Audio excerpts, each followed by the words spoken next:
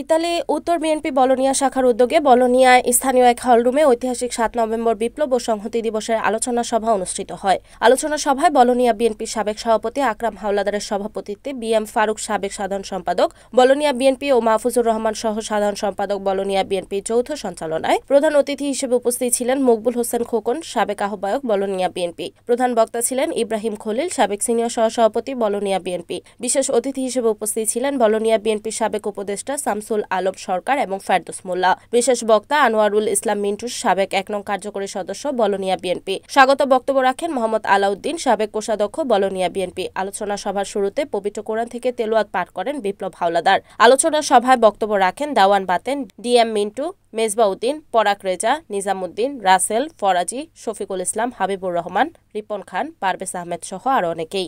সার্বিক সহযোগিতায় ছিলেন সুজন মীর, একরামুল হোসেন মামুন, মজিবুর রহমান, সাইম সরকার শিপন, আবদুল্লাহ আল মামুন সহ বলোনিয়া বিএনপির নিবেদিত প্রাণের সদস্যবৃন্দরা। অনুষ্ঠানকে সাফল্যমণ্ডিত করার জন্য বাংলাদেশ জাতীয়তাবাদী দল বিএনপি বলোনিয়া শাখার পক্ষ থেকে সবাইকে আন্তরিক ধন্যবাদ ও কৃতজ্ঞতা প্রকাশ করেন। আজকের এই সাথে ঐতিহাসিক কিন্তু আমাদের ভিতরে একত্রতা একটা ঐতিহাসিক দিন, সেটা হলো ৭ই নভেম্বর।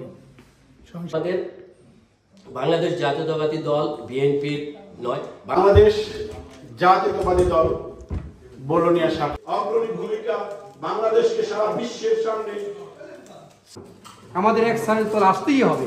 যদি কার কোনো ব্যক্তি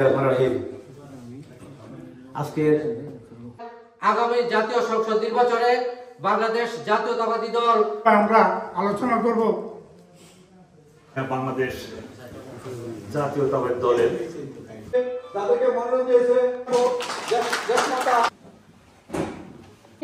স্বেচ্ছা আপনাকে আমির মেজবা ভাই ডিএম ইউরোপে কোনো দেশে সম্পূর্ণ করেছি। সুতরাং আমি বিভিন্ন ব্যস্ততা তারা যদি আমি থাকবো না এটা আপনার জিনিস, তো আমি মঞ্চে রিপোর্ট হিমেল জমাদ্দার, এনএন টিভি, ইতালি।